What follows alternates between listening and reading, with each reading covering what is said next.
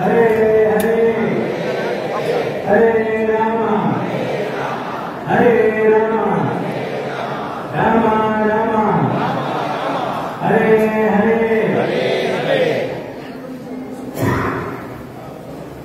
ఈరోజు ఎవరో భక్తుడు రిక్వెస్ట్ చేశారు, హరే కృష్ణ నిశ్శబ్దంగా ఉన్నాడు అందరూ. హరే కృష్ణ హరే కృష్ణ.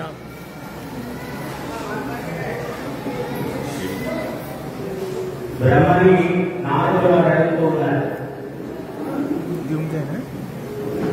కలియుగంలో అన్ని తక్కువే, తెలివితేటం తక్కువ, ఓర్పు తక్కువ, సహనం తక్కువ, జీవితకాలం తక్కువ, జ్ఞాపక శక్తి తక్కువ. వీటన్నిటికీ మించి ఒక వరం ఉందంటే కలియుగంలో. ఏంటి ఆ వరం అంటే మనసు ఎప్పుడూ కలత చెంది ఉంటుంది. మీరు భూతం వయసు పెట్టినా కానీ ఏవో ప్రసాద్ మనసు ప్రశాంతంగా ఉండే మొత్తం కనిపించదు. ఎప్పుడూ మొక్కలు చేసుకొని ఉంటారు. వీరెంత శాంతిని పొందుతారు, వీరెంత మోక్షాన్ని పొందుతారు. అప్పుడు బ్రహ్మ చెప్పారు, హరినామ హరినామ హరినామైవ హి కేవలం కలో నాస్తేవ నాస్తేవ నాస్తేవ హిరణ్యదా. కలియుగంలో హరినామం జపించడం కన్నా ఇంకొక మార్గం లేదు, ఇంకో మార్గం లేదు, ఇంకో మార్గం లేదు. మరి హరినామాలు సత్యపడి ఉన్నాయి, ఏది జపించాలా అంటే అప్పుడు ఈ మహామంత్రాన్ని ఇచ్చారు. ఇప్పుడు మహామంత్రం అంటే అన్నిటికన్నా విశిష్టమైనటువంటి మంత్రము అని అంటారు.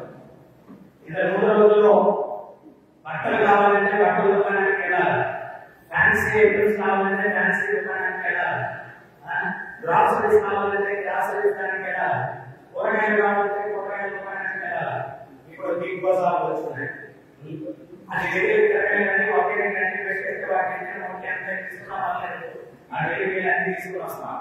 సో అట్లాగే మనం అన్ని చేసేటువంటి అందరూ దేవీ దేవతలను సంతృప్తి పరిచేటువంటి కాలము, ఓపిక, సహనము ఇవన్నీ మనలో లేదని వల్ల ఒక మహామంత్రాన్ని ఇచ్చారు. ఈ మహామంత్రాన్ని జపించడం ద్వారా అన్ని సత్యయుగంలో తపస్సుల ద్వారా, త్రేతాయుగంలో యజ్ఞ ఆరాధన ద్వారా, ద్వాపరయుగంలో విగ్రహారాధన ద్వారా మనం ఈ యొక్క నామ వచ్చే ఫలితం కూడా ఈ యొక్క నామ సంకీర్తన ద్వారా మనం పొందవచ్చు. సో ఈ యొక్క 16 పదాలతో జరిగినటువంటి మహామంత్రాన్ని ఇచ్చారు. హరే కృష్ణ హరే కృష్ణ హరే కృష్ణ హరే కృష్ణ కృష్ణ కృష్ణ కృష్ణ కృష్ణ హరే హరే హరే హరే హరే రామ హరే రామ హరే రామ హరే రామ రామ రామ రామ హరే హరే హరే హరే. ఇది సౌరజనామం కలికాలోచనాచ నామలో పరతరూపాయ సర్వైదేశదశతి. ఈ 16 పదాలతో కూడినటువంటి భగవంతుని యొక్క ఈ నామాన్ని ఎవరైతే జపిస్తారో కలికాలోచనాచనం, కలికాలంలో ఉండే కలుచాలన్నీ కూడా నాశనం అవుతాయి. నామలో పరతరూపాయ సర్వైదేశదశతి. వేదాలు మొదలుంచినంత ప్రవేశిస్తా కానీ ఇందుకు మించిన తరుణోపాయం ఇంకోటి మనకు లభించడం లేదు. సో ఈ యొక్క హరే కృష్ణ మంత్రంలో ఏముంది? హరే అంటే శ్రీమతి ఆధారాన్ని. ఒకసారి కృష్ణుడి యొక్క కులగములో ఆయన వచ్చాడు. వచ్చి కృష్ణుడు చిన్న పిల్లవాడు అన్నమాట. అమ్మా యశోదమ్మ, మీ పిల్లవాడికి మంత్రోపదేశం నేను చేస్తాను అన్నాడు. ఆ మంచి స్వామి మీరు ఎట్లా వచ్చారు, ఆ మంత్రమే మా పిల్లవాడిని కాపాడుతుందని చెప్పి కృష్ణుడిని చక్కగా స్నానం చేయించి సిద్ధం చేసి ఆయన పిల్లలు ముందు కూర్చోబెట్టింది అన్నమాట యశోదమ్మ. ఆయన ఏం మంత్రం ఇచ్చారు? ఓం నమో నారాయణాయ నమః మంత్రం చేయమన్నాడు. ఎవరికి? కృష్ణుడికి. కృష్ణుడికి ఆ మంత్రం చేయమన్నారు. యశోదమ్మ ఏం చేసింది అంటే మసల్లో చక్కగా స్నానం చేయించి ఏ దేవాలయంలో పోయి నామం చేసుకోలేదు. అమ్మ చెప్పింది కదా బుద్ధిమంతుడు లేకపోతే కృష్ణుడు అక్కడ ఆ దేవాలయంలో ఆ విష్ణు విగ్రహం కూర్చొని బయట వసుకొని ఓం నమో నారాయణాయ నమః చెప్తా ఉన్నాడు. మనసులో కృష్ణుడు అంటున్నాడంట, నా నామాన్ని నేను చేసుకుంటే బాగోలేదే, ఇదేంటిది అయినా అమ్మ మాట వికరించకూడదు. నేను ఎంతే కావాలంటే శ్రేష్ఠ సాయం ప్రమాణం నాయకుడుగా ఉన్నటువంటి వ్యక్తులు ఏ మార్గాన్ని అవలంబిస్తారో సామాన్యంగా అనుసరిస్తారు. మరి నేను నాయకుడుగా వచ్చాను, అమ్మ చెప్పిన మాటలు నేను శిక్ష వహించాలి అని చెప్పి నారాయణ మాటలు చెప్తూ కూర్చొని ఉన్నాడు. అయితే వృద్ధదేవి ఒక చిరకని పంపించిందంట. ఆ చిరక ఎవరు అంటే సాక్షాత్తు సుఖదేవ గోస్వామి. ఆ చిరక దేనికి వచ్చింది అంటే ఈయన నామం ఎంత చేస్తున్నాడో లేదో అని చెప్పి విట్నెస్ చేయడానికి వచ్చిందంట. ఆ చిరక వచ్చి అక్కడ కూర్చుందంట. కూర్చుంటే ఈయన కృష్ణుడు అనుకుంటూ ఉంటే ఆ చిరక చిరకలో నేను నారాయణ చెప్తున్నాను, నామంతో నేను చెప్పుకోవాలంటే అంత బాగోలేదు అన్నాడు కృష్ణుడు. మరి ఏమంటారు చెప్పాలంటే సుఖదేవ గోస్వామి రాధా చెప్తే ఆయన ఇంత ముందుకు వెళ్ళలేడు అన్నాడు. మహాభావ అంటే రాధారాణి యొక్క పెట్టు చిరక సుఖదేవ గోస్వామి. సో అందువల్ల మరి ఏమంటారు చెప్పాలి అని చెప్పంటే నువ్వే సూచించాడు. అప్పుడు ఆ చిరక ఏంటంట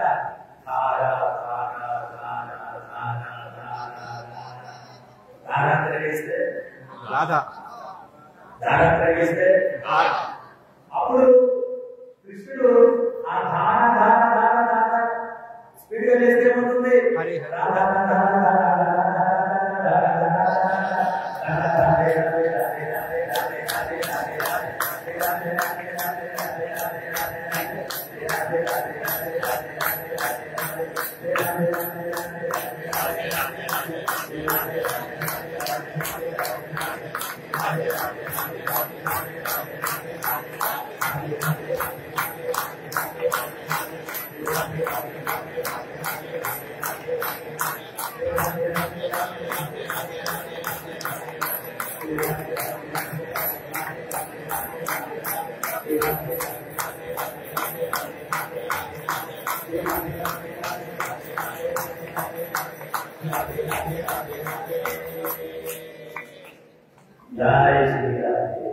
జై శ్రీరామ్. ఆ రాధానామాన్ని కృష్ణుడు ఆయన జపిస్తూ ఉంటే కళ్ళలోంచి దారుణంగా నీళ్ళు కారిపోతున్నాయి. వంట దగ్గర నుంచి ఇంటికి వచ్చి ఏదో వస్తుందంట. ఆ పిల్లవాడు సాధారణంగా వస్తున్నాడు. ఆమె ఇంటికి వచ్చి చూస్తే కృష్ణుడు కళ్ళలోంచి దారుణంగా నీళ్ళు కారిపోతుంటే యశోద అనుకుంటుందంట. ఆ పిల్లవాడు గొప్ప సాధన ఏం చేసినా కానీ అద్భుతంగా చేస్తున్నాడు సాధన. కానీ ఆయన చెప్పించేది ఆయన చెప్పించేది రాధా. సో ఏంటంటే మనం హరే కృష్ణ మంత్రంలో మొట్టమొదటి హరే అంటే కృష్ణుని యొక్క రాధ చేసేది శ్రీమతి రాధారాణి. ఆ హరే అనేటువంటి రాధతోటి మనం మొదలు పెడతాం. ఎందువల్ల అంటే గౌడీయ వైష్ణవం ఏంటి అంటే మనం ఎవరి ద్వారా కృష్ణుని పొందాలని చెప్పి అనుకుంటున్నాము అంటే పరమ గౌరి శ్రీమతి రాధారాణి ఆమె ద్వారా కృష్ణుని మనం పొందాలనుకుంటున్నాం. అందుకని దీన్ని గౌడీయ సంప్రదాయం అన్నారు. ఆ పరమ గౌరీ ద్వారా ఆ కృష్ణుని మనం చేరుకోవడానికి ప్రయత్నిస్తున్నాం కాబట్టి దీన్ని గౌడీయ సంప్రదాయం అన్నారు అన్నమాట. రాధ ద్వారా ఎవరైనా కృష్ణుని సేవిస్తారు. ఏదోవల్ల కృష్ణుని రాధను సేవిస్తారు. ఎందుకు సేవిస్తారంటే కృష్ణుడికి రికమెండేషన్ చేస్తుంది. మనం ఏంటి అంటే కృష్ణుడిని సేవిస్తాం ఎందుకంటే రాధారాణి ప్రసన్నం అయిపోతుంది కృష్ణుడిని సేవిస్తే మన భావన. సో అందువల్ల అదే అంటే రాధారాణి. తర్వాత కృష్ణుడు సర్వాకర్షణీయుడు, దేవదేవుడు అధ్యాత్మిక నాయకుడు. హరే కృష్ణ. తర్వాత హరే రామ. సో రామ అనేటువంటిది రాముడు, తర్వాత బలరాముడు. బలరాముడు ముఖ్యత ఏంటి అంటే ఆధ్యాత్మిక బలాన్ని ఇస్తాడు. ఆదివుడు గురువుల్ని ప్రాతినిధ్యం వహించేది మొట్టమొదటి గురువు ఎవరు అంటే బలదేవుడు. ఆధ్యాత్మిక చింతనలో నీకు బలం కావాలా, పురోభివృద్ధిని సాధించాలా అంటే ఖచ్చితంగా మనకి ఏంటి అంటే ఆ బలరాముడు, ఆ రాముడి యొక్క ఆశీస్సులు. ఈ ముగ్గురు కలిపినటువంటి సంపూర్ణమైనటువంటి శక్తివంతమైనటువంటి నామం. అందుకని శ్రీ చైతన్య మహాప్రభు చెప్పారు, నామారి బహుదారి సర్వశక్తి తత్రాపిత నియమిత స్మరణైన కాల. బహువిధములైన సర్వశక్తులన్నీ కూడా ఈ యొక్క నామంలో ఉన్నాయి. కలికాలి నామరూపే కృష్ణ అవతారం. కలియుగంలో కృష్ణుని యొక్క అవతారం నామరూపంలో ఉంది. కాలుని పడగల మీద నృత్యం చేసి కడుపులో ఉన్నటువంటి కాలతోటి విషయాన్ని కృష్ణుడు కక్కించాడు. అదే రకంగా నామాన్ని ఎవరైతే చేస్తారో, కృష్ణుడి కథామృతాన్ని ఎవరైతే వింటారో, మన హృదయ కమలం మీద కృష్ణుడు ఆసీనమై ఆ హృదయాన్ని శుద్ధి చేస్తాడు. ఆ హృదయంలో ఉన్నటువంటి అరిషడ్ వర్గాలు కామ, క్రోధ, మోహ, అనేటువంటి ఈ యొక్క కల్ముషాన్ని కృష్ణుడు ప్రక్షాళన చేస్తాడు. ఎప్పుడైతే ఆ కృష్ణుడు హృదయాన్ని ప్రక్షాళన చేస్తాడో, చైతన్య మహాప్రభు చెప్పారు, శ్రీల ప్రభుపాదుల వారు చెప్పారు, అద్దం మీద ధూళి ఉంటే మీ రూపం కనిపిస్తుందా? ఆ ధూళిని తొలగించినప్పుడు మీ రూపం కనిపిస్తుంది. ఈ హృదయ తర్పణంలో కూడా మాలిన్యం ఉంది. అది అరిషట్ వర్గాలనే మాలిన్యం ఉంది. ఆ మాలిన్యం తొలగితే కానీ మనకి ఈరోజు క్రిటికల్ గా చెప్పుకోవచ్చు, నేను ఈ శరీరం కాదు ఆత్మ అని. నిజంగా నేను ఆత్మని రిలీజ్ అవ్వాలంటే ఆ యొక్క హృదయంలో ఉన్న మాలిన్యం పోవాలి. ఆ మాలిన్యం పోవాలంటే ఏం చేయాలా? నామం చేయాలా, సాధన చేయాలా. అహంకారంతో భగవంతునికి శరణాగతి పొందలేము. ప్రకృతి క్రియమానాన్ని గుణైకర్మాని సర్వసం అహంకార విమూఢాత్మ కర్తాహమితి మన్యతే. అహంకారంలో అన్నిటికీ కర్త నేనే ప్రభు అన్న భావన వస్తుంది.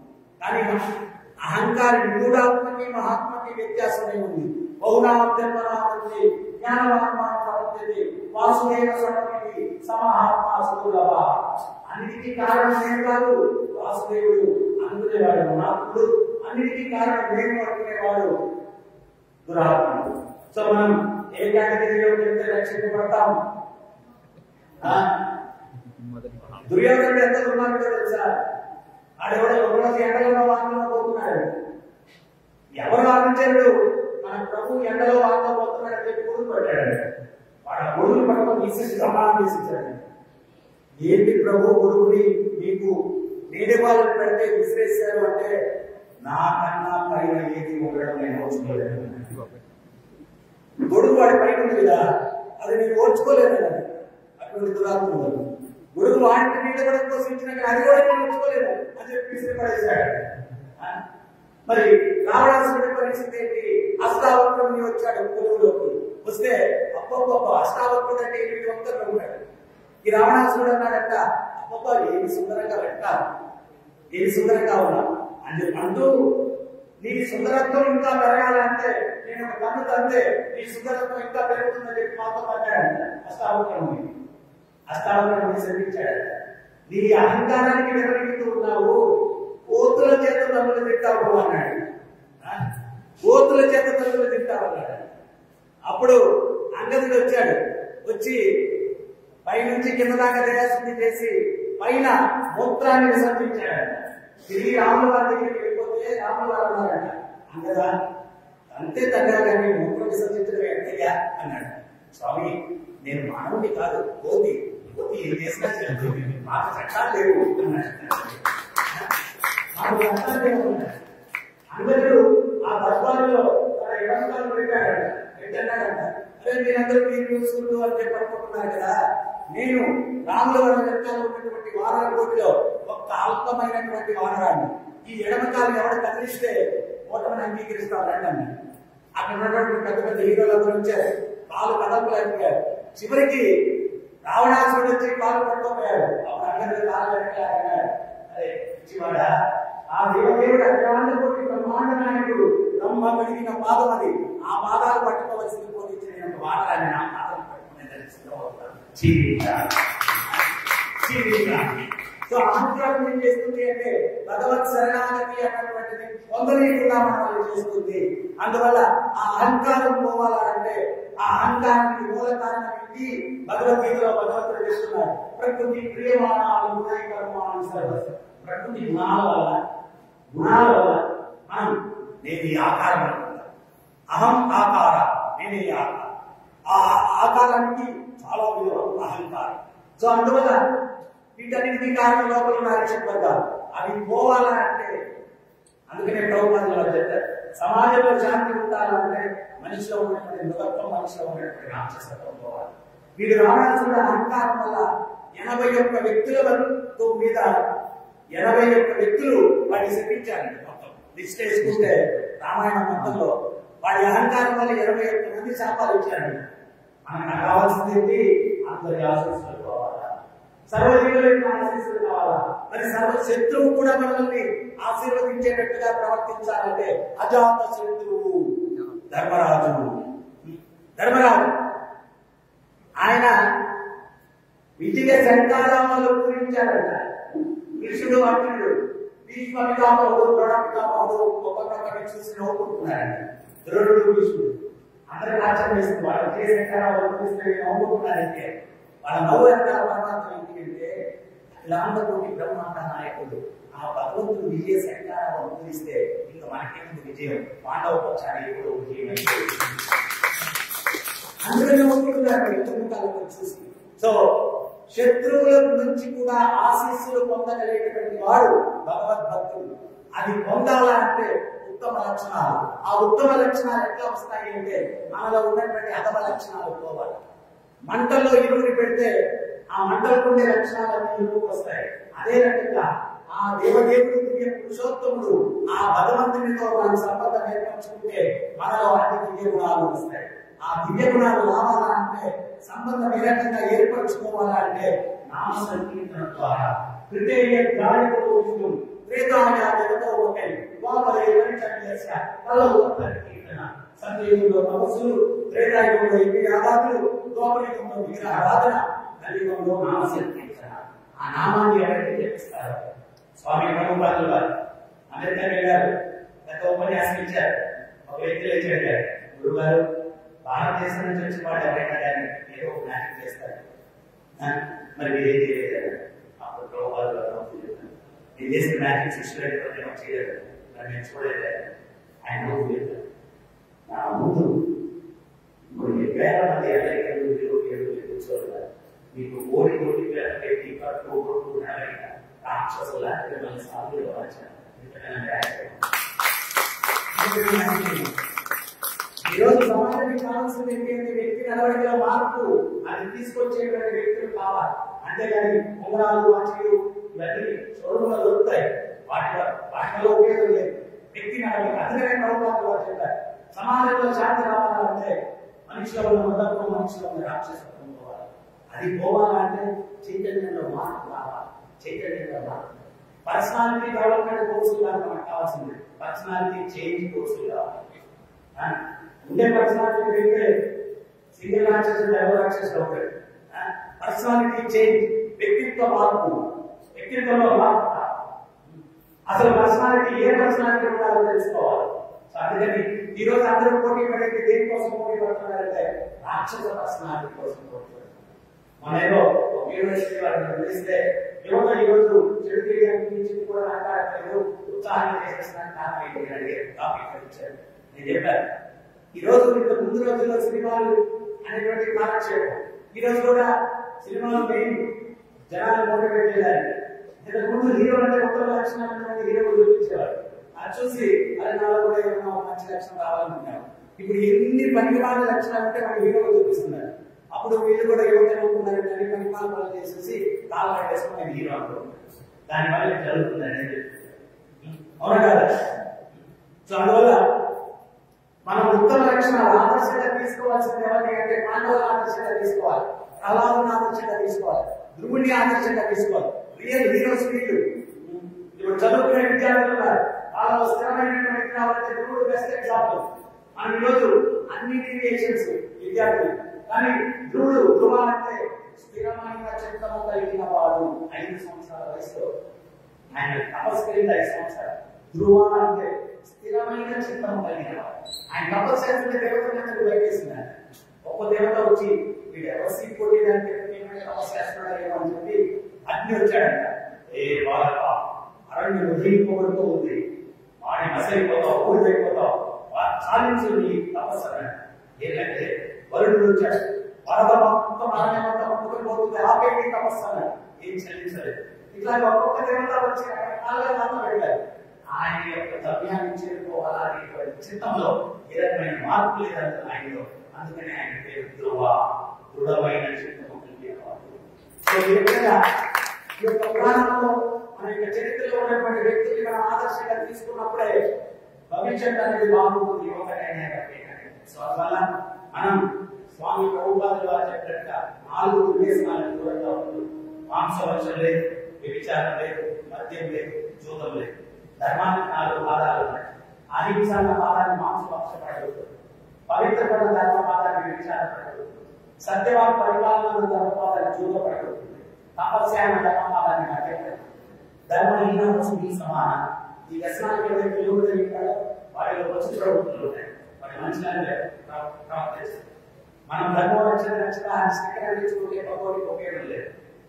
అది స్టిక్కర్ గోడ మీద ఉంటుంది. సో అసలు ధర్మం ఏంటో తెలుసుకొని దాన్ని పాటించినప్పుడే మనం ధర్మం రక్షణ అనేటువంటి నాముని మనం కాపాడిన వాళ్ళం. సో అందువల్ల మీరందరూ కూడా మనోనిగ్రహం కోసం ఇది ఏదైనా చర్చించవచ్చు. మన పిల్లలు బయటకు వెళ్ళిపోగానే ఒక సినిమా వాళ్ళ కోసం చూడగానే మన చైతన్యం మనకు అయిపోతుంది. సో మన చైతన్యం స్థిరంగా ఉండాలంటే మన అంటే మనసు, రా అంటే మనసులోని కల్ముషాలను తొలగించేది.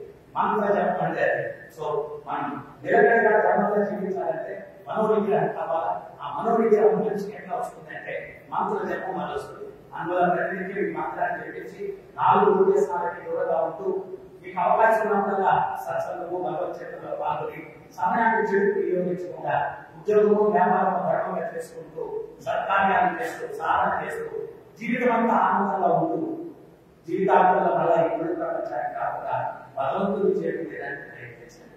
ఇంకొక ముఖ్యమైన విషయం ఏంటి అంటే దుఃఖాలు మనం చేసే కర్మ బట్టే వస్తాయి. పెద్ద గడ్డలు పెంచుకున్న స్వామి దగ్గరికి ఇవాళ లేకపోతే ఆయన ఫేసెస్ దగ్గర అమ్మాయి మన మొక్కలు చూసి చెప్తారు, శిష్యాన్ని చాలా కష్టాలు ఉన్నాయి ఆయన గురువు గారు నాకు కూడా ఉన్నాయి. Every action equal opposite reaction. ప్రతి చర్యకు సమానమైన ప్రతి చర్య ఉంటుంది. మామిడి విత్తనం వేస్తే మామిడి చెట్టు వస్తుంది, సమాజం చెప్తారు. మీరు పాపం పని చేస్తే దాని వస్తుంది, పుణ్యం పని చేస్తే దాని వస్తుంది. ఇప్పుడు పాపం చేసేసి ఇమీడియట్ గా నాకు దుఃఖం రాలేదని చెప్పి మీరు అవే ఏం పర్వాలేదనుకో. ప్రతిదీ లైన్ లో ఉన్నాయి. 10 మంచి పనులు చేశాం, 11 చెడ్డ పనులు చేశాం. ముందు 10 మంచి పనులు ఉన్నాయి కాబట్టి ఆ మంచి పనులు కలిగే వరకు 11 ఇది ఎక్కువ వచ్చే వరకు మనం చేసలేదు. ఆ 11 వచ్చినప్పుడు ఇవన్నీ శాస్త్రపరంగా అర్థం చేసుకుని మన ధర్మంగా జీవించి ఆనందంగా జీవించి భగవంతుడిని చేరుకునేదానికి ఈ విలువైన మనుషులు. సో అందువల్ల ప్రతి విషయం మీ మాత్రాన్ని చేయించండి, చెడు దూరం కావాలండి. చాలా మంది ఏమవుతుందంటే ఆధ్యాత్మిక జీవితం అంటే సన్యాసం అంటుంది. ఖచ్చితంగా సన్యాసం. దేనికి సన్యాసం? చెడుకు సన్యాసం. చెడుకు సన్యాసం. చెడుకు సన్యాసం ఇచ్చేది మీ లైఫ్ హ్యాపీగా ఉంటుంది.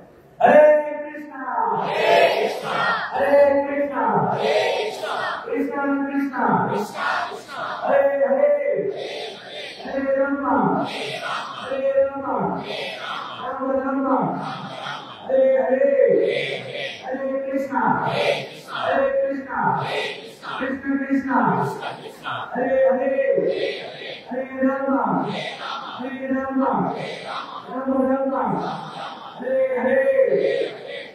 జపించండి, ఆనందించండి, ధరించండి. హరే కృష్ణ. ఎవరైనా జపమాలను తీసుకునే వాళ్ళంటే తీసుకోవచ్చు. అంటే మనం చెడు ఏదైనా చేసేస్తాం, మంచిది ఏదైనా కోసుకుంటాడు.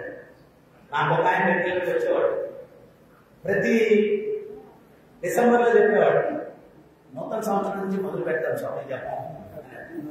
ఏమయ్యా అంటే కొన్ని 31 కార్యక్రమాలు కొట్టుకుంటాయి స్వామి, అందువల్ల నూతన సంవత్సరం నాకు దగ్గర 20 సంవత్సరాలు చెప్తా ఉన్నాడు. ఇప్పుడు దాకా మొదలు పెడతాను. కానీ శాస్త్రం ఏం చెప్తుందంటే శుభశీకరం శుభకరమైనది తీసుకోవాలా, అందువల్ల తీసుకొని ధరించండి.